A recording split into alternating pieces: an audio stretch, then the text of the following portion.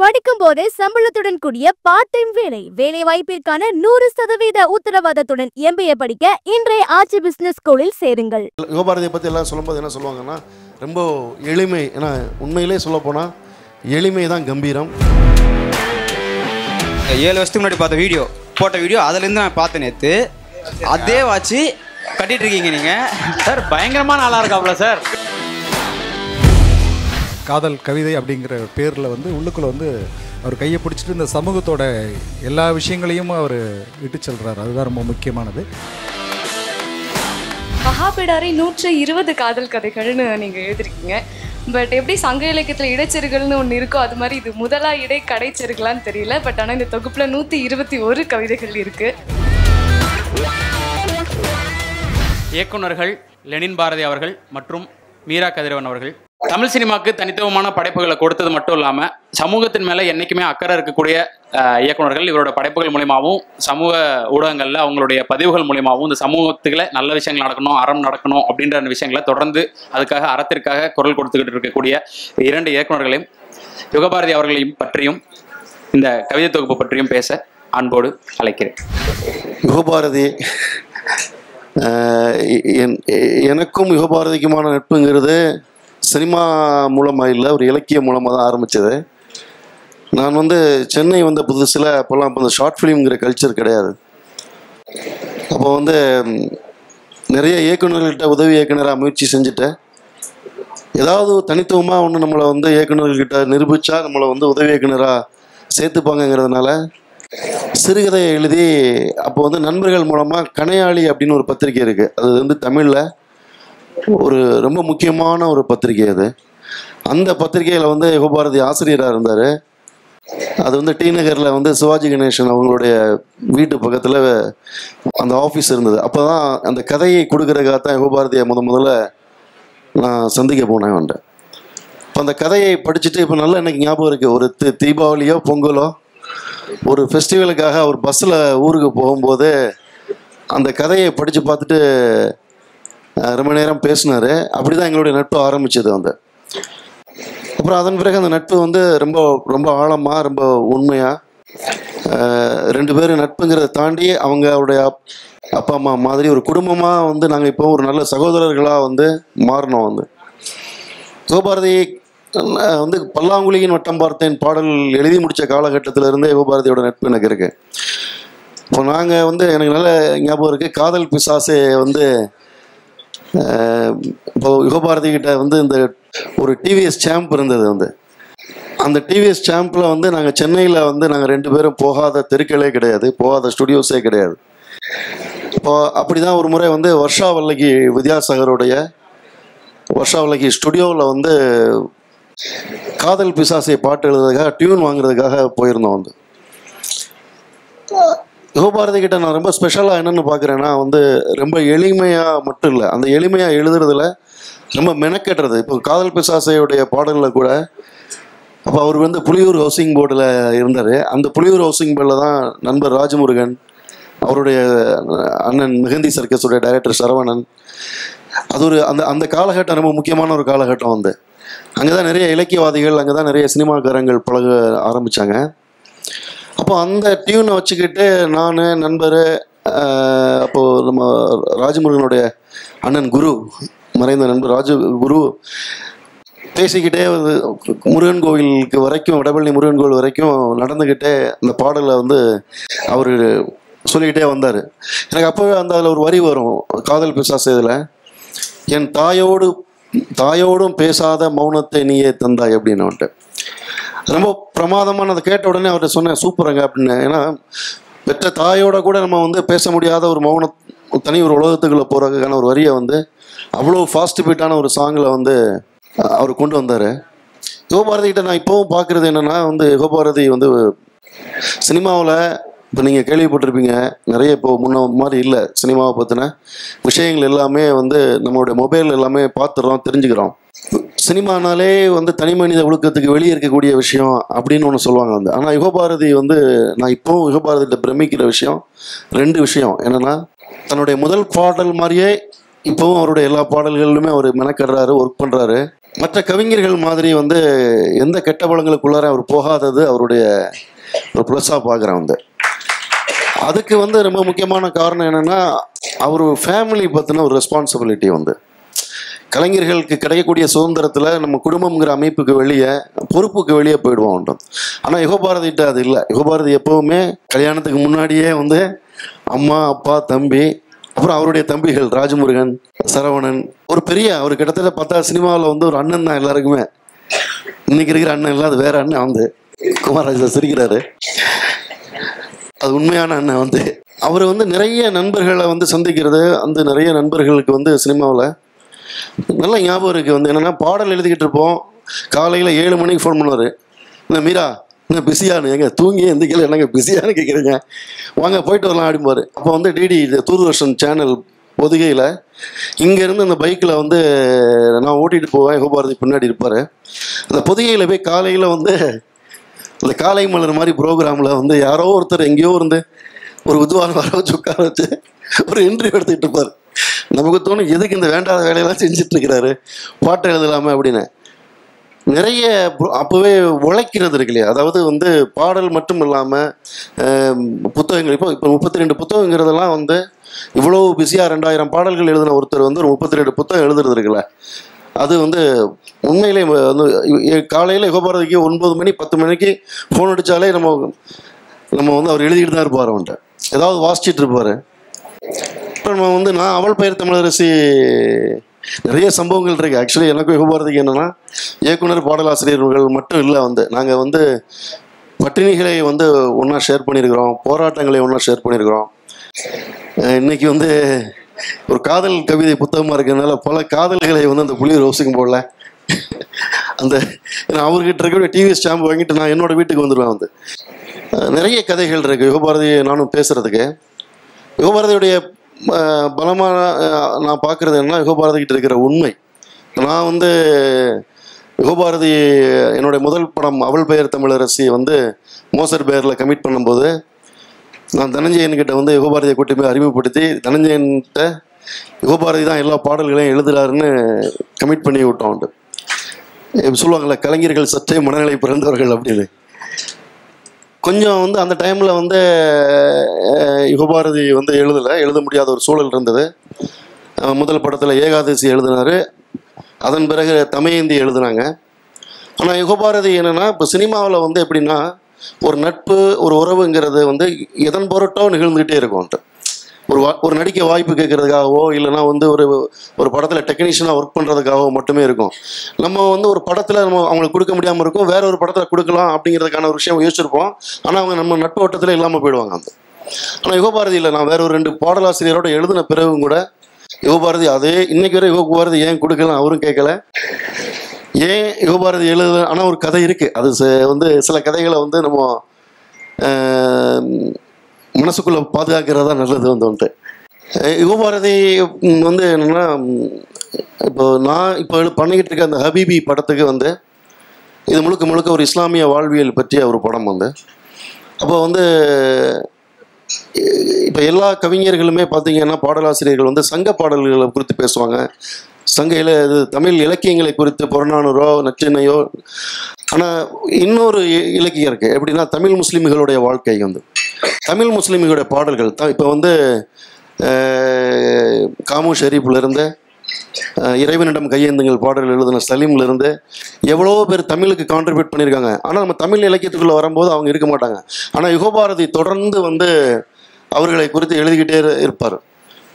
எப்படி அவர் வந்து சங்க பாடல்களை குறித்தோ பழைய விஷயங்கள் இலக்கியங்களை குறித்து அவர் எழுதுகிறாரோ, அதுக்கு இணையாக வந்து அவர் வந்து முனாஜத்துன்னு சொல்லக்கூடிய, சலவாத்துன்னு சொல்லக்கூடிய இஸ்லாமிய பாடல்கள் இலக்கியங்களை குறித்து நிறைய எழுதியிருக்கிறாரு. எனக்கு தெரிஞ்சு தமிழில் வேறு எந்த கவிஞரும் எழுதலைங்கிறது தான் உண்மை வந்துட்டு வந்து. இப்போ அதனால வந்து இப்போது ஹபீபியில் எல்லா பாடல்களும் அவர் தான் எழுதுகிறாரு. யுகபாரதியுடைய அம்மாவும் அப்பாவும் சென்னைக்கு வரும்போது நாங்கள் அப்போல்லாம் உதவி இயக்குனராக ரொம்ப போராடிக்கிட்டு இருக்க காலகட்டமாக இருக்கும் வந்து. இப்போ மாதிரி இல்லை இல்லையா, அப்போ வந்து அப்போ அம்மா வர்றாங்கனாலே ஒரு வாரத்துக்கு நல்லா சாப்பிட்லாங்கிற மாதிரி ரெடி ஆகிடுவோம் வந்துட்டு வந்து. அவங்க கையால் நாங்கள் அவ்வளோ சாப்பிட்ருக்குறோம் வந்து. உழைப்பு தான், உழைப்பு. இப்போ கூட வந்து பாடல்கள் பார்த்தீங்கன்னா, இப்போ நாகூர் கனிபாவுடைய பாடல்களில் யுகபாரதிக்கு இருந்த இப்போ ஒரு கிளாரிட்டி, இதை நான் நான் கூட அந்த பாடல் குறித்து யுகபாரதி கிட்ட இப்படி போகலாம் அப்படிங்கும்போது அவர் வந்து இல்லை இது இருந்தால் சரியாக இருக்கும் அப்படின்னு சொல்லி ஒன்றில் தெளிவாக இருக்கிறது இருக்கு இல்லையா, அந்த தெளிவும் அந்த உழைப்பும் தான் யுகபாரதியுடைய ப்ளஸ்ஸாக பார்க்குறேன். இப்போ அந்த பாடல் கேட்டுட்டு நிறைய பேர் சொன்னாங்க வந்து ஹதீஸ்ன்னு சொல்லக்கூடிய இஸ்லாமிய நபி மொழிகள்லேருந்து குரான்கள் இருக்கக்கூடிய நிறைய விஷயங்களை வந்து அந்த பாடலுக்குள்ளே கொண்டு வந்தாருன்ட்டு. நிறைய பேர் இஸ்லாமியர்களே நிறைய பேர் வந்து என்னங்க இவர் வந்து ஒரு இஸ்லாமியர் எழுதுன மாதிரி எழுதியிருக்காரு அப்படின்னு நிறைய பேர் என்கிட்ட சொன்னாங்க. நாங்கள் நிறைய பேர் சொன்னேன் அவர் பாதி முஸ்லீம் தாங்க அப்படின்னு. நான் ஏன் சொல்ல வரேன்னா, அந்த அளவுக்கு வந்து ஒரு பாடல் எழுதுகிறோம் அப்படின்னா அதுக்குள்ளார எவ்வளோ டீப்பாக நம்ம போய் வந்து ஒரு ரிசர்ச் பண்ணி எழுதணுமோ அதை எழுதுவார். இப்போ எனக்கு நிறைய புத்தகங்கள், எனக்கு நிறைய பர்சனலாக வந்து நான் இன்றைக்கி வந்து இலக்கியவாதிகள் எனக்கு ஒரு 100 பேரை தெரியும்னா அதில் 90 பேரை யுகபாரதி தான் அறிமுகப்படுத்தினார். 100 சினிமாக்காரங்க தெரியும் அப்படி நிறைய போயிருக்கோம். இப்போ காலையில் வந்து டிடிக்கு போயிட்டு அங்கேருந்து வந்த உடனே சாப்பிட்டுட்டு வாங்க அசோக் நகரில் ஒரு குரூப் வந்திருக்காங்க அப்படின்னு வந்து அசோக் ஜில்னு ஒரு படம் பண்ணாங்க, அந்த ஆஃபீஸில் போய் உட்காந்துருப்போம். அங்கேருந்து சாலிகிராமத்தில் வந்து இந்தியன் தேட்டர்ஸ் சுப்பிரமணிய சிவா ஆஃபீஸில் போய் உட்காருப்போம். லிங்குசாமி ஆஃபீஸ்னு இப்போ அவர் பாடல் வளரும்போது என்னுடைய சினிமாவுக்கான கான்டாக்ட்ஸும் வளர்ந்துச்சு. அவருடைய வீடுகள் இருக்கும்போது தான் எனக்குமான புத்தகங்கள் குறித்து என்னுடைய இலக்கியம் குறித்த விஷயங்கள் இன்றைக்கி நான் வந்து ஓரளவுக்கு தெரிஞ்சிருக்கிறேன் அப்படின்னா அது யுகபாரதி ரொம்ப முக்கியமான ஒரு காரணம். தமிழில் நிச்சயமாக வந்து யுகபாரதி வந்து ஒரு தனித்துவமான பாடலாசிரியர் தான். இப்போ யுகபாரதியை பற்றி எல்லாம் சொல்லும்போது என்ன சொல்லுவாங்கன்னா ரொம்ப எளிமை. ஏன்னா உண்மையிலே சொல்லப்போனால் எளிமை தான் கம்பீரம், எளிமை தான் பிரம்மாண்டம். வந்து எளிமையாக எழுதுறதோ எளிமையாக ஒன்று செய்கிறதோங்கிறதா ரொம்ப ஒரு பெரிய சவாலான விஷயம். அந்த விதத்தில் வந்து யுகபாரதி வந்து தமிழின் மிக முக்கியமான ஒரு கவிஞர். அவருடைய முதல் பாடல்லேருந்து நான் இன்னைக்கு 2000 பாடல் வரைக்கும் எழுதியிருக்காரு. நான் பார்க்குறேன் அவர்கிட்ட ஒரு நண்பனாகவும் சரி, ஒரு இயக்குனராகவும் சரி, இன்னொரு 3வது நபராக வெளியிருந்து பார்த்தா கூட கற்றுக்க நிறைய விஷயங்கள் இருக்குது. தொடர்ந்து கற்றுக்கிட்டு இருக்கிறேன். யுகபாரதி இன்னும் நிறையா எழுதணும். தோழர்கள் அனைவருக்கும் வணக்கம். காதல் கவிதை அப்படிங்கிற பேரில் வந்து உள்ளுக்குள்ள வந்து அவர் கையை பிடிச்சிட்டு இந்த சமூகத்தோட எல்லா விஷயங்களையும் அவர் விட்டு செல்றாரு. அதுதான் ரொம்ப முக்கியமானது. அதை நீங்கள் படிச்சிங்கன்னா ரொம்ப தெரியும். என்ன சொல், அந்த காதல்ங்கிறது ஒரு அன்கண்டிஷனல் லவ். அது அவ்வளவு நான் யுகபாரதி ஐயாவை பார்க்கறது வந்து எப்படி பார்க்குறேன்னா, அவர் வந்து நிறைய பேருக்கு இந்த ப்ராஜெக்ட்லாம் செட் பண்ணி விடுவார். அது ஒரு ஒரு படத்தில் ஒர்க் பண்ணுறாருன்னா அங்கே ஒரு உதவி இயக்குநர்கள் இருப்பாங்க. அவங்ககிட்ட சும்மா பேசுறது, அவங்ககிட்ட பேசும்போது என்ன பண்ணிட்டு இருக்கீங்க, ஏதாவது ஒரு கதை வச்சிருக்கீங்கன்னா அதை ஒரு ப்ரொடியூசர்கிட்ட கனெக்ட் பண்ணி விடுறது, இவருக்கு ஏற்ற ஒரு நடிகர்கிட்ட வந்து ஒன்று சொல்லி விடுறது. இப்படி இது வந்து யாரும் வந்து நம்ம போய் ட்ரை பண்ணால் கூட செய்ய மாட்டாங்க சில இடங்கள்ல. ஆனால் வந்து அதை அவரால் முடிஞ்ச அளவுக்கு அந்த அவங்க கிட்ட வர சோர்ஸஸை வந்து என்ன அழகாக டிஸ்ட்ரிபியூட் பண்ணி பண்ணி பண்ணி பண்ணி அது அதில் எந்த எதிர்பார்ப்பு இருக்காது. அவர் பாட்டு எழுதணுன்ற நோக்கம் கூட அவருக்கு இருக்காது. அது நான் நிறைய கேள்விப்பட்டிருக்கேன், நானே நிறைய பார்த்துருக்கிறேன். அப்புறம் தொடர்ச்சியான ஒரு அக்கறை இருக்கும் எல்லாரு மேலேயும். என்ன கூட அடிக்கடி எங்கேயாவது ஒரு மேடைகளில் பார்க்கும்போது அங்கே பார்க்கும்போதோ படம் பண்ணுங்க, அந்த வேலையில் இது ரொம்ப முக்கியம், இதில் நிறைய வேலை பார்க்கணும் நீங்கள் இன்னும் அப்படிங்கிற மாதிரி ஒரு அன்பு இருந்துக்கிட்டே இருக்கும். அதே மாதிரி நம்மளை வந்து கவனிச்சுக்கிட்டே இருப்பார். எல்லாரையுமே, நம்மளை மட்டும் இல்லை எல்லாரையுமே கவனிச்சுக்கிட்டு இருப்பார். இது பண்ணீங்க அது பண்ணீங்க அப்படின்னு கூப்பிட்டு ஒன்று பாராட்டுறதா இருக்கட்டும், இல்லை இது இப்படி யோசிச்சிங்க அப்படின்ட்டு ஒரு பகிர்ந்துக்கிறதா இருக்கட்டும். அப்புறம் இன்னொன்று வந்து ஒரு முந்தநாள் ஒரு கோயின்சிடென்ட்டாக முந்தநாள் நானும் வந்து அதிகநாதிரை ஆஃபீஸில் உட்காந்துட்டு இருக்கும்போது முத்துக்குமார் இருந்தாப்ப தர்மபிரபு இயக்குனர். அப்போ பேசிகிட்டு இருக்கும்போது பல விஷயங்களை பேசும்போது யுகபாரதி ஐயா கடக்காமல் போக முடியல. அப்படி பேசும்போது சொன்னார், ஒரு மாதிரி கண்கலங்கி சொன்னாப்புல முத்து வந்து என்ன சொன்னாப்புல, தொடர் அவங்க வீட்டில் வந்து எப்போ போனாலும் ஏதாவது அந்த அக்கா வந்து எடுத்துகிட்டு வந்து ஏதாவது ஒன்று சாப்பிட வச்சுருவாங்க. யார் வந்தாலும் எடுத்துகிட்டு வந்து வச்சுட்டு இப்போ சாப்பிட வைப்பாங்க. ஏன்னா நான் கூட ஒரு தடவை கேட்டேன், என்னக்கா எப்போ பார்த்தாலும் ஏதாவது எடுத்துகிட்டு வந்து வச்சுட்டே இருக்கீங்கன்னு. இல்லைப்பா, தம்பிங்க எல்லாம் என்ன சூழ்நிலை வருவானுங்க தெரியாது, எல்லாம் பசியில் இருப்பானுங்க, சாப்பிட்ருக்க மாட்டானுங்க, அதனால் நீ வந்தோன்னே ஏதாவது ஒன்று கொடுத்துரு, இருக்கோ இல்லை நீ எடுத்து வச்சிரு அப்படிங்கிற மாதிரி. அது ஒரு முந்தின நாள் கோயின்சிடென்ட்டாக நடந்துச்சு. நாங்கள் முத்துக்குமார் நானும் பேசிகிட்டு இருக்கும்போது நடந்தது. அப்படி வந்து ரொம்ப ஒரு அன்பான ஒரு மனிதர், எல்லார் மேலேயும் காதலாக இருக்கிற ஒரு காதல்ங்கிறது என்ன சொல்கிறது, அவ்வளோ ஒரு வாஞ்சையான மனிதர். வாழ்த்துக்கள். ஹபீபி எப்போ ரிலீஸ் ஆகுன்ற ஒரு எதிர்பார்ப்பு. ஏன்னா வெகு சில இயக்குநர்களோட படங்கள் தான் அடுத்து எப்போ அவங்க படம் பண்ணுவாங்கன்னு கேட்க வைக்கும். ஸோ அந்த மாதிரி உங்களுடைய அடுத்த படத்தோட போஸ்டர் வந்தது, படம் எப்போன்னு தெரிஞ்சுக்கணும். அதே மாதிரி லெனின் பாரதி அண்ணன் மேற்கு தொடர்ச்சி மலைன்ற ஒரு கல்ட்டுக்கு அப்புறம் அடுத்து நீங்கள் இயக்க போகிற படம் எப்போ அப்படின்றது ஏதாவது ஷேர் பண்ணலாமா? ஹபீபி வந்து அடுத்த மாதம் வெளியிடுறதுக்கு முயற்சி பண்ணுறோம். எல்லா வேலைகளும் முடிஞ்சது, பாடல் பதிவுகளும் ரீரெக்கார்டிங்கும் போயிட்டுருக்கு. யுகபாரதிக்கு இதில் சொல்கிறது என்னென்னா, அவருடைய இப்போ ஒரு இஸ்லாமியரே எழுதியிருந்தாலும் இவ்வளோ நெருக்கமாகவும் இவ்வளோ உயிர்ப்பாகவும் எழுதியிருக்க முடியாதுங்கிறத நான் அதை சொல்ல மறந்துட்டேன். வந்து அடுத்த மாதம் ரிலீஸ் ஆகிட்டு. Super sir, super. ஆனால் அடுத்த பட வேலைகள் போயிட்டு இருக்கு. அதுக்காக திருவண்ணாமலையில் ஒரு 3 வருஷமா இருந்து ப்ரீ ப்ரொடக்ஷன் ஒர்க் பண்ணிட்டு இருக்கேன். அந்த கதைக்களம் எனக்கு அந்த பகுதி தான். அதனால வந்து கொஞ்சம் வேலை நடுவில் எனக்கு கொஞ்சம் உடல்நிலை பாதிப்பு ஏற்பட்டதுனால ஒரு 6 மாதம் கொஞ்சம் ஒரு இடைவெளி தேவைப்பட்டுச்சு. ரொம்ப சீக்கிரம் ஆரம்பிச்சிட்டோம். ஓகே ஓகேண்ணா, உங்கள் 2 பேருடைய அடுத்த படைப்புகள் பார்க்கறதுக்காக காத்திருக்கோம். ரொம்ப நன்றி உங்கள் 2 பேருக்கும். 2 பேருக்குமான நினைவு பரிசு யுகபாரதி சார் கையில இருந்து. மகாபிடாரின்ற தொகுப்புல இருந்து உங்களுக்கு ரொம்பவே பிடிச்ச கவிதைகளை இங்க வாசிச்சு, ஏன் இந்த கவிதை ரொம்ப பிடிச்சது, உங்களுக்கு ஏன் ரொம்ப கனெக்ட் ஆச்சு அப்படின்ற விஷயத்தையும் வந்து யுகபாரதி சார் கிட்ட நீங்க ஷேர் பண்ணிக்கலாம் அப்படின்றதுக்கான செஷன் தான் அது. பெருவெள்ளம் சூழ்ந்த அன்று, பெருவெள்ளம் சூழ்ந்த அன்று எனக்கு நீ பரிசளித்த பொருட்கள் எல்லாம் என்னவாகுமோ என்றுதான் பயந்தேன். அகப்பட்ட அனைத்தையும் கையில் ஏந்தியபடி வீட்டில் இருந்தவர்கள் வெளியேறுகையில் எரவானத்தில் இருந்து தொப்பென்று விழுந்தது எப்போதோ நீ கொடுத்த ஆட்டின் கீச்சை. அதன் பிறகே உணர்ந்தேன் உள்ளேயும் ஒரு வெள்ளம் புகுந்து விட்டதை. இந்த கவிதை எனக்கு புரிஞ்சுது சார். ஆனா வந்து நீங்க இந்த கவிதை மூலமா உணர்வுகளை வெளிப்படுத்துறீங்களா இல்லைன்னா மன அழுத்த ஒருத்தங்க கஷ்டப்படுறதை வெளிப்படுத்துறீங்களான்னு சொல்லிட்டு. கவிதை எழுதுன மொத்தமுமே வேஸ்டா போயிடுச்சுமா. எதுக்கு நான் எழுதுனேன்னோ, அதாவது ஊர் பொறுக்க வெளில வருது. அந்த காதலி வந்து கையில வந்து ஒரு எப்பயோ ஒரு ஆர்டின் கீச்சன் கொடுத்துரு. ஆர்டின் கீச்சன் எது கொடுப்பாங்கன்னு தெரியல, அது புரிஞ்சாதான் இந்த கவிதையே புரியும். அது கையில இருக்கு, அது ஏதோ தெரியாம வச்சிருக்கான். எல்லாரும் வெள்ளம் வந்தோடனே எல்லாரும் கிளம்பி ஓடும் பொழுது டக்குன்னு அந்த கீச்சன் வந்து விழுது. அவ்வளவு பொருள் எல்லாரும் உயிர் தப்பிச்சா போதும் எடுத்துட்டு போகும் பொழுது அந்த கையில இருந்து அந்த ஆர்டின் கீச்சன் எடுத்துட்டு போறான். அப்பதான் தெரியுது இவனுக்கு உள்ளேயே ஒரு வெள்ளம் பூந்துருச்சு அப்படின்னு. வெள்ளங்கிறது வெளியில இருந்தது, இப்ப உள்ள பூந்துருச்சு. இவ்வளவு விளக்க உரை சொன்னதுக்கு காரணம் அந்த மாதிரி வந்து வெளியில இருக்கிற வெள்ளம் வந்து உள்ள பூந்துருச்சு அப்படின்னு சொன்னது வந்து அது எவ்வளவு வேல்யூபிள் ஆனதுங்கிறது தான் என்னுடைய முதல் பாட்டுல இருக்கும். பல்லாங்குழியில் வட்டம் பார்த்தேன் ஒற்றை நாணயம்ல ₹1 காசு இருக்கு இல்லையா, அதுல சொல்ல கடவுள் வந்து கேட்டால் கூட காணிக்க இட மாட்டேன் அப்படின்னு ஒரு வரி இருக்கும். அதோட இன்னொரு இன்டர்பிரேஷன் தான் இந்த கவிதை. நன்றி சார். பிரசவ வலி வந்துட்ட அப்புறம் வந்து அந்த பொண்ணால மருத்துவச்சிக்காக காத்திருக்க முடியாது அப்படின்னு வந்து என்னோட சீனியர் ஒருத்தர் வந்து இப்படி எழுதியிருந்தாரு. அண்டு இந்த புத்தகமும் அப்படிதான். எங்களுக்கு வந்து புத்தகம் முன்னாடியே கொடுக்கப்பட்டுருச்சு, இதை பற்றி பேசணும் அப்படின்னு வந்து சொல்லிட்டாங்க. ஸோ காத்திருப்பு வந்து நேற்று இரவுல இருந்து ஆல்ரெடி 4 முறை படிச்சாச்சு. 5வது முறை சரி ஓகே ஏதாச்சும் புதுசாக நமக்கு ஒரு கவிதை ஒவ்வொரு முறை படிக்கும் போது வந்து ஒவ்வொரு விஷயங்கள் வந்து நமக்கு புலப்படும். ஸோ திரும்ப திரும்ப திரும்ப படிச்சுட்டு வெயிட் பண்ணிகிட்டே இருந்தோம். பட் இந்த டைம் இப்போ தான் வந்திருக்கு. மகாபிடாரை 120 காதல் கதைகள்னு நீங்கள் எழுதிருக்கீங்க. பட் எப்படி சங்க இலக்கியத்தில் இடைச்செருகள்னு ஒன்று இருக்கோ அது மாதிரி இது முதலா இடை கடைச்செருகலான்னு தெரியல. பட் ஆனால் இந்த தொகுப்பில் 121 கவிதைகள் இருக்குது. அது யாராவது படிச்சுட்டு வந்து சொல்லுவாங்கிறதுக்காகவே ஒரு கவிதை கூட வச்சோம். அந்த ஒரு கவிதை உங்களுக்கான கவிதை தான். அந்த கவிதை நல்ல கவிதையாக நீங்களே வச்சுக்கோங்க. இப்போ அந்த அரசியல் அறம் அப்படி இந்த கான்செப்ட் போயிட்டு இருந்துச்சு. இப்போ பொது சமூகம் ஒன்று வச்சிருக்கல, அதை தாண்டி எழுதுறது, அதை தாண்டி எழுதி சர்வை பண்ணுறது கொஞ்சம் கஷ்டமான காரியம். நதி போகிற பாதையில் போகிறதும் அதுக்கு அகைன்ஸ்டாக போகிறதும். இப்பயே நிறைய நக்கல் நையாண்டி அந்த இதெல்லாம் வந்து நேற்று முளைச்சக்கல் அந்த மாதிரி தான் இருக்குல்ல. இப்போ நான் உங்களோட சில பேசுறதெல்லாம் பார்க்குறப்ப இந்த நட்டு வச்ச கல்லுக்கு பொட்டு வச்சு அந்த மாதிரிலாம் எழுத மாட்டேன். எனக்குன்னு ஒரு அரசியல் இருக்குது, அதுக்காக எழுதுவேன். ஸோ அதெல்லாம் பண்ணிட்டு இந்த அரசியல் அறம் சார்ந்து எழுதுறப்ப நீங்கள் என்னென்ன ஃபேஸ் பண்ணீங்க அப்படிங்கிற மாதிரி? இல்லை எதுவுமே ஃபேஸ் பண்ணலையே, உங்களை ஃபேஸ் பண்ணுறோம்ல. இந்த மாதிரி கண்டுபிடிச்சி வந்திருக்கக்கூடிய நல்ல இளைஞர்களை, புதிய தலைமுறையை பார்க்கக்கூடிய ஒரு சந்தர்ப்பம் கிடைச்சிருக்கு. நான் மட்டும் கிடையாது, இவரும் ஒரு டிகே தான், இவரும் ஒரு கம்யூனிஸ்ட் தான், நானும் ஒரு அம்பேத்கரிஸ்ட் தான். அதனால தமிழ் சினிமாவில் அப்படி வந்து இருந்தால் சமூக அக்கறையற்றவர்களாக இருப்பாங்க அப்படின்னு நீங்கள் முடிவுக்கு வந்துடாதீங்க. இல்லை சமரசம் பண்ணுற மாதிரி ஒரு இது இருக்கும்ல, அதுக்காக. இல்லை சமரசம்லாம் ஒன்றுமே கிடையாது. நம்ம கருத்தை சொல்ல போகிறோம். நமக்கு உடன்பாடு இல்லைன்னா அந்த கருத்தை எழுதாமல் இருக்க போகிறோம், அவ்வளோதானே. அப்படி எனக்கு உடன்பாடு இல்லாத கருத்தை நான் எழுதாமல் இருப்பேன், அவ்வளோதான். நன்றி நன்றி. நான் முதல்ல எனக்கு பிடிச்ச கவிதையை படித்தேன்.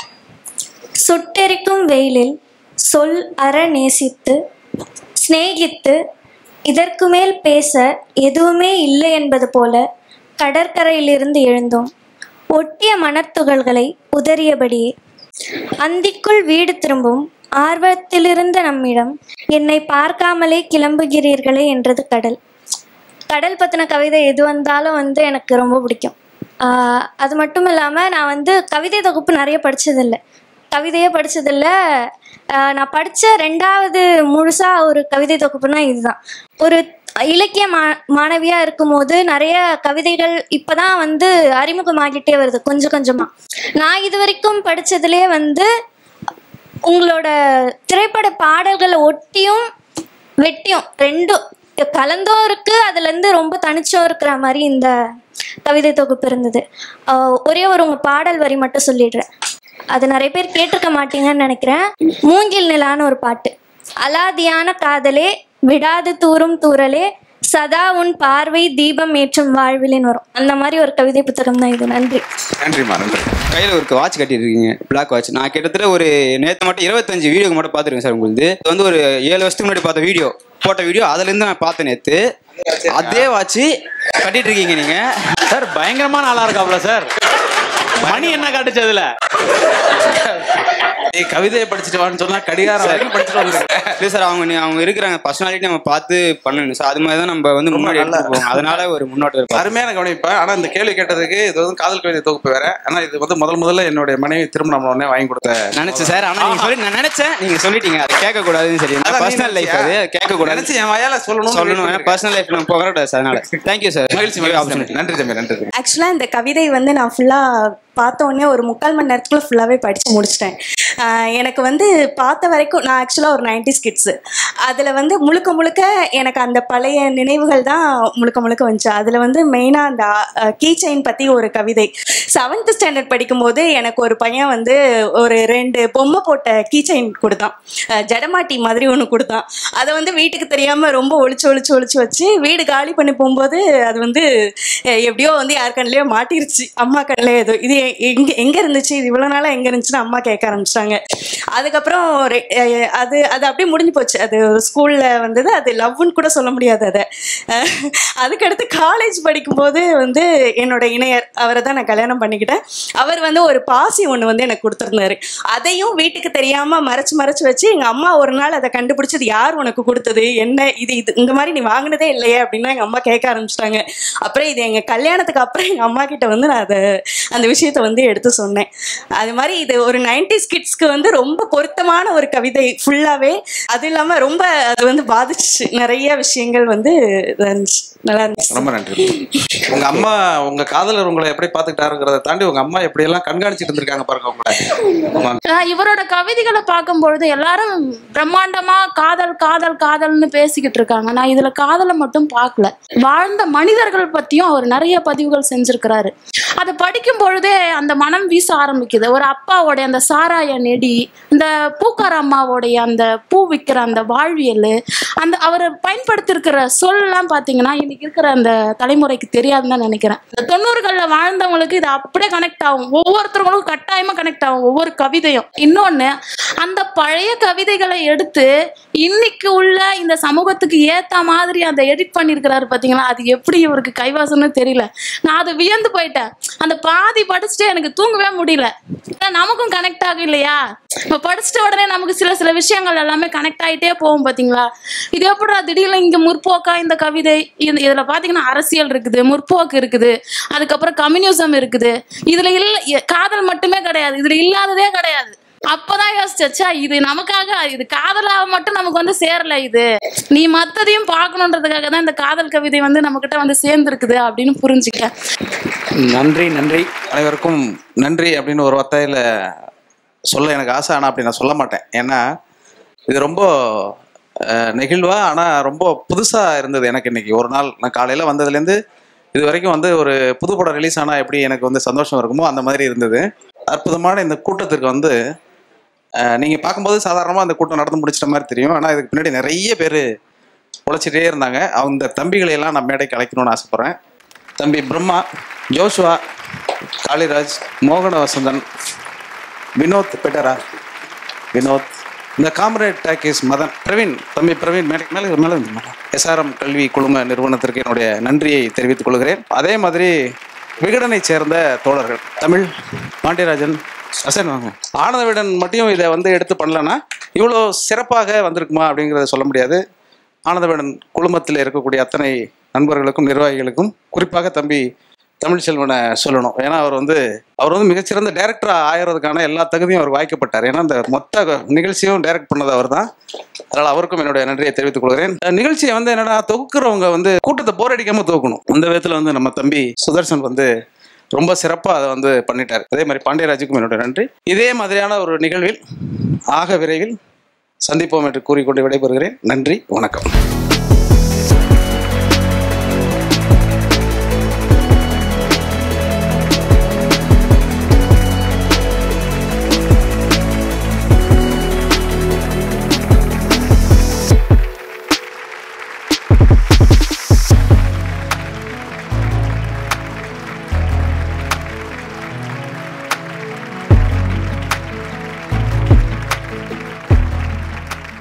படிக்கும் போதே சம்பளத்துடன் கூடிய பார்ட் டைம் வேலை, வேலை வாய்ப்பிற்கான 100% உத்தரவாதத்துடன் MBA படிக்க இன்றைய ஆச்சி பிசினஸ் ஸ்கூலில் சேருங்கள்.